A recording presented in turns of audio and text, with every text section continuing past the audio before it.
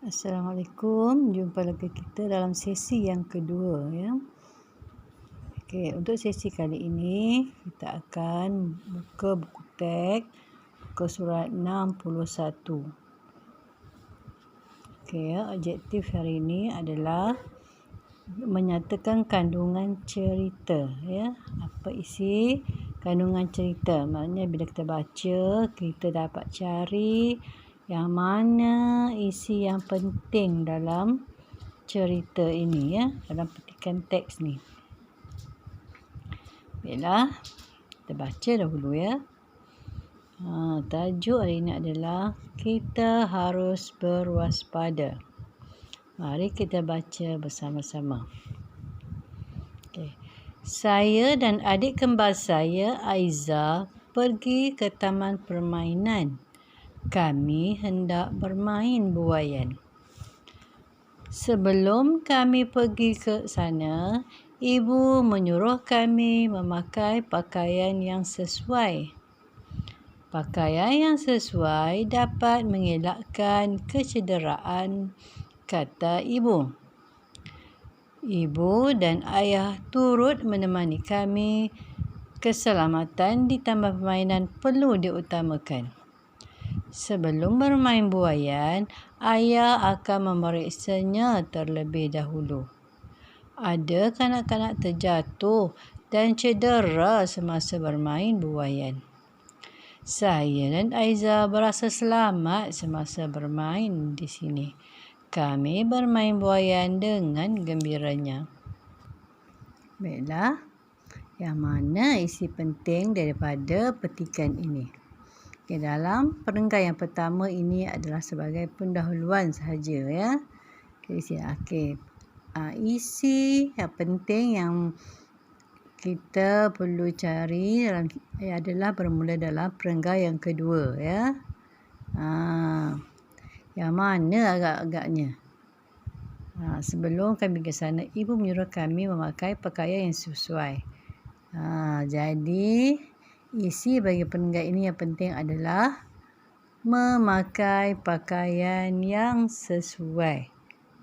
Maknanya kalau kita pergi padang, tempat permainan mana-mana lah, mesti pakai pakaian sesuai, pakai seluar panjang, t-shirt, tangan panjang. Ya, ini adalah untuk mengelakkan kecederaan. Okey, itu masuk perenggan yang kedua. Perenggan yang ketiga ini, apa yang ada di sini? Ibu dan ayah turut menemani kami. Keselamatan di taman permainan perlu diutamakan. Ini isi di sini ya. Ibu dan ayah turut menemani kami. Maksudnya, bila kita nak pergi taman, kita mestilah ditemani oleh ibu dan ayah. Jika tidak ada dua-dua sekali, seorang pun sudah memadai ataupun ada orang dewasa. Jadi isi di sini adalah ibu dan ayah turut menemani kami. Ya.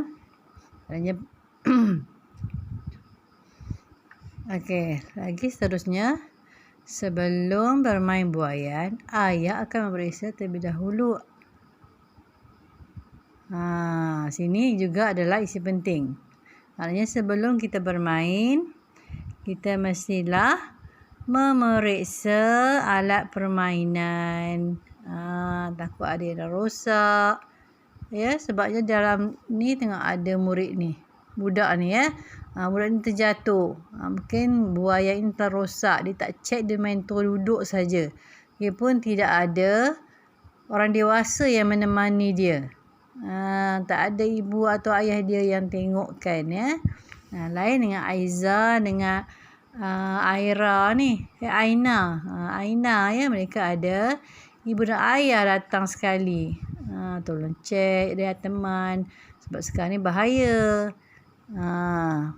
Banyak berlaku penculikan. Kalau tak ada orang dewasa atau ibu ayah, orang jahat mudah akan ambil kesempatan terhadap kita. Jadi kena berhati-hati ya.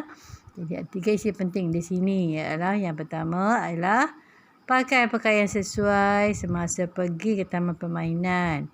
Yang kedua, hendaklah ditemani oleh ibu bapa. Dan yang ketiga, memeriksa alat permainan sebelum bermain. Itu adalah kandungan cerita di dalam petikan ini.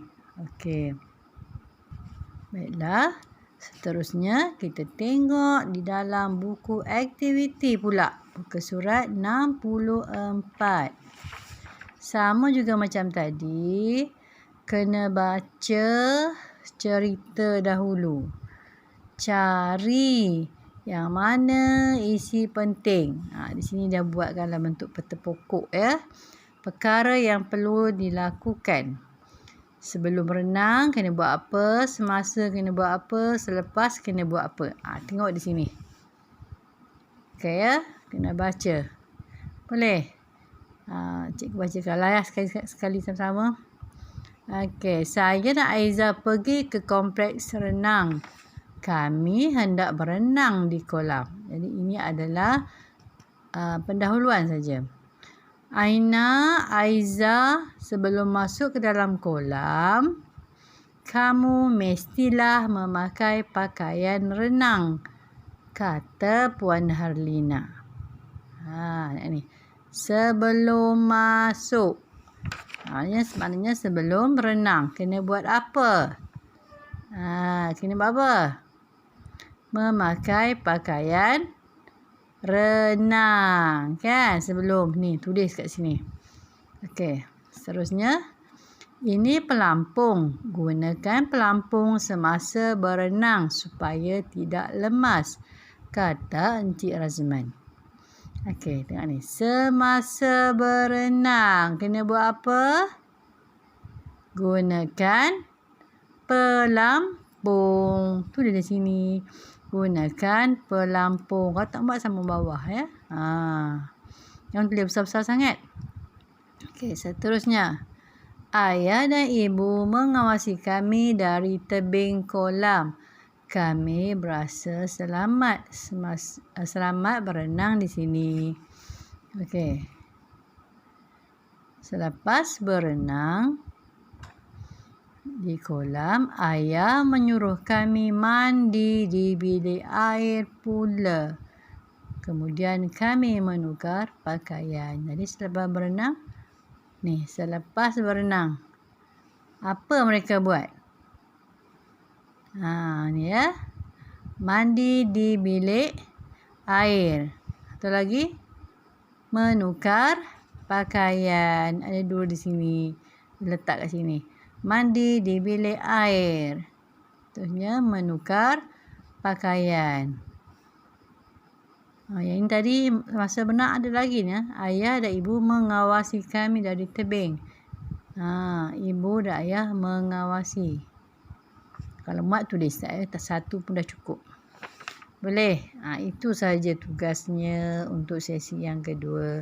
Tulis di sini. Nanti hantarkan pada cikgu bukti tugasan telah dilaksanakan. Itu sahaja. Selamat menjawab.